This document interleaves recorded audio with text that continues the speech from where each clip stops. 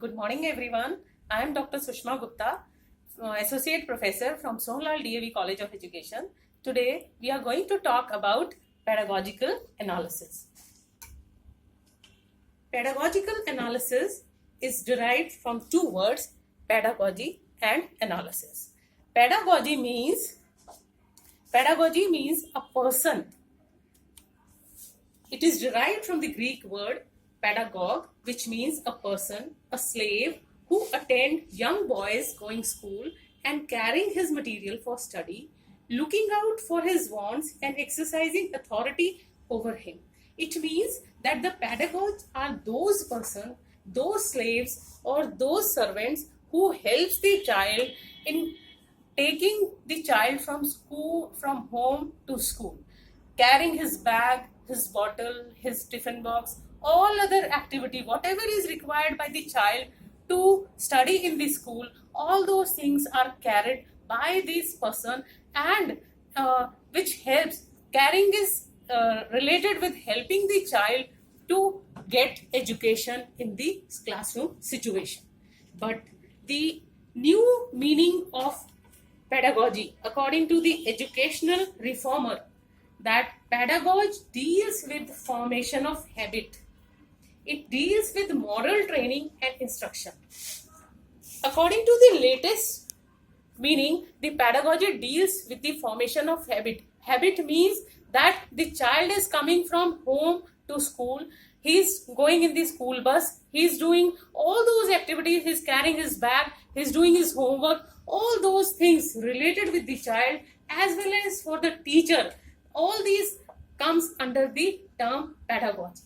But in elementary schools, we says that educator must know not only the content but also the art of their craft.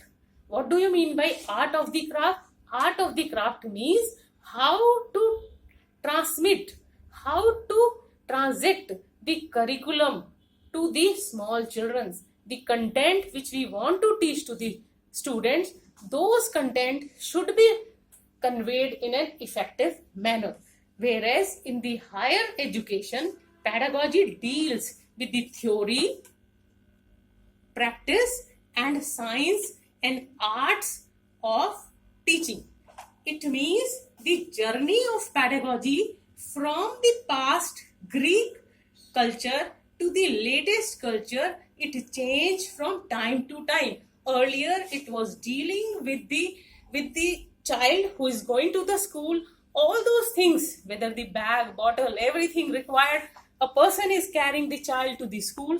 Then the paradigm is shifted from all those activities to the classroom, the teacher, what the teacher is talking in the classroom, how the teacher is transacting his curriculum, her curriculum in the classroom. And in higher education, pedagogy deals with the practice, theory, practice, science and arts of teaching. Science means the systematic way of transacting the curriculum to the students, and art means the same methodology is followed by different teachers in a different manner. So the journey of pedagogy is from a servant to the various activities which are required for making the teaching learning process very effective. Now let us come to the scope of pedagogy.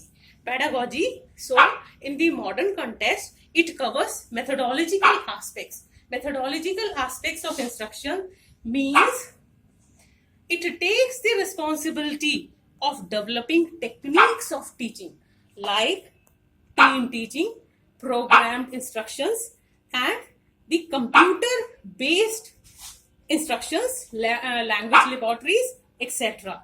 Second, it also covers the different laws of learning.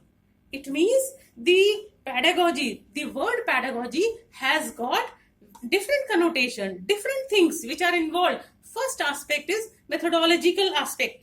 In that methodological aspect, teacher will use what method, whether he require individual teaching or the teacher is required group teaching, team teaching, various techniques, computer based or the teacher is requiring chalk and top. Second aspect in pedagogy is laws of learning. Like laws of learning, how to make sequencing and pacing with the need of the child. How to do, what are the laws of conditionings, how we can condition the child, how can we motivate the child. So the pedagogy includes the laws of learning, various laws which has been given by different psychologists, like trial error theory, the law of exercise, the law of repetition, the law of pacing the content with the child.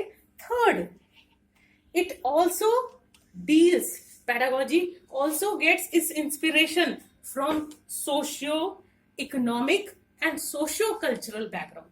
It says that if the school is located in the rural area, so teaching methodology should be related to that social, economical and cultural background. If the school is in the urban area, it is an international school where computer savvy instructions are given. So the pedagogy or the teacher should use that type of methodology. Next question comes in the mind, is there any relationship between education and the pedagogy? Yes, we have the relationship between education and the pedagogy. There are certain similarities, certain differences. The first similarity is that both are closely related, as the content cannot be viewed in the absence of the methodology. It says they both are similar because in education and in pedagogy, without content we cannot teach. Though we are talking about methodological aspect, but what to teach is very, very important. Second thing, both are flexible, as the change can be made as and when required. Just now I said that it is based on socio-economical and cultural background. The school, if it is in the urban area, we have to change the methodology according to that. If it is in the rural area, we have to change accordingly. If it is for junior classes, we have to change. If it is for senior classes, we have to change. And thirdly, both have their basis philosophical and sociological. Next, both are influenced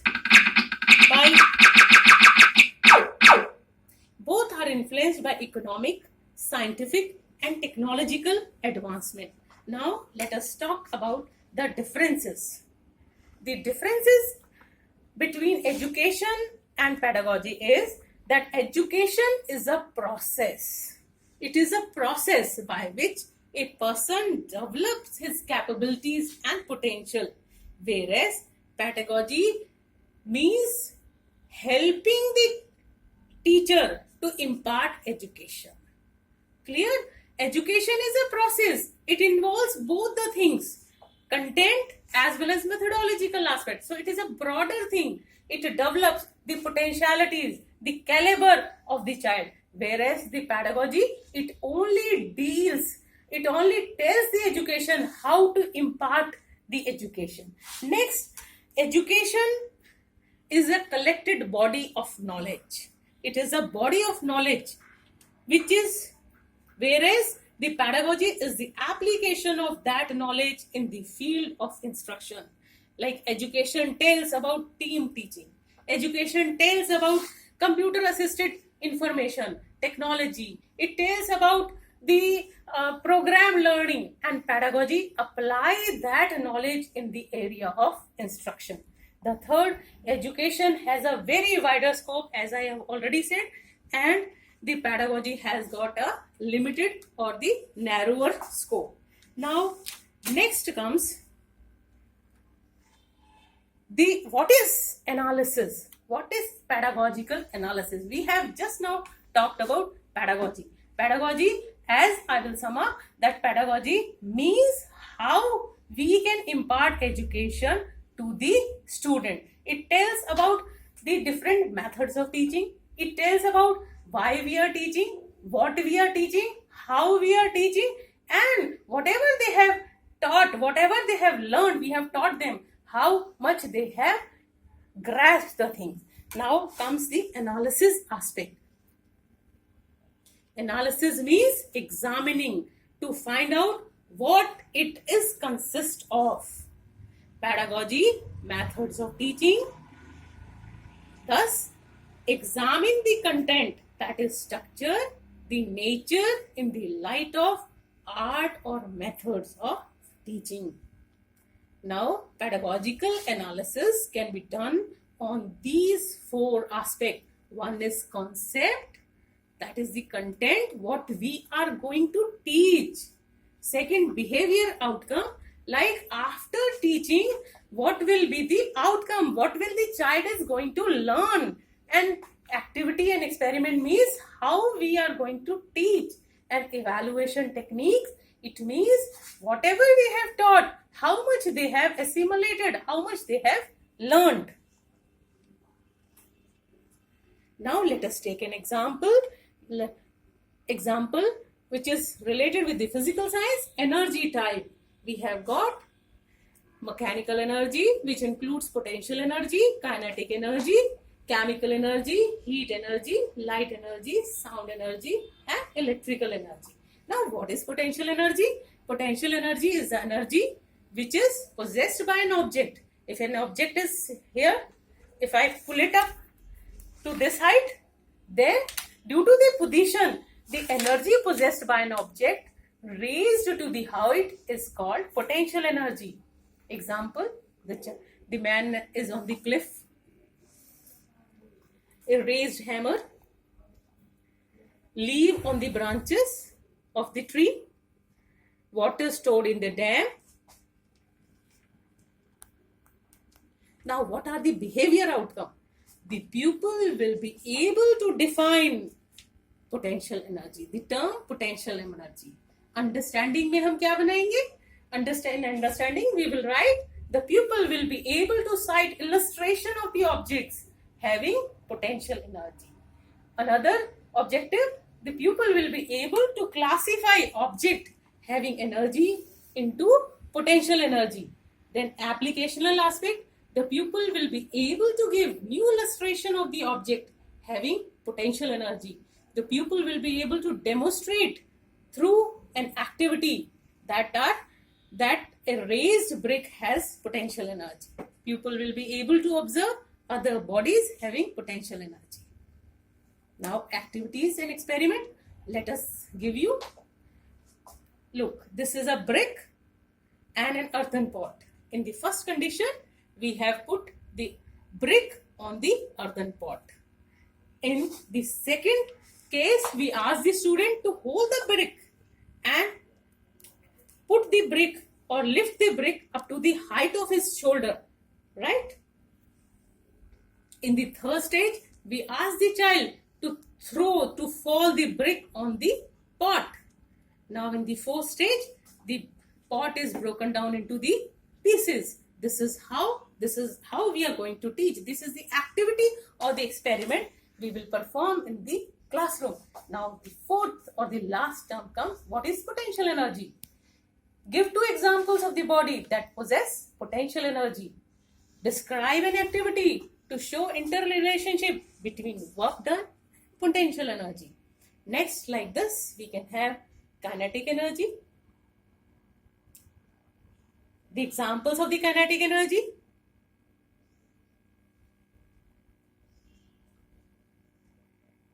This is another example. Wind energy, windmill. This is how we are going to. This is how today we have learned about pedagogy and analysis.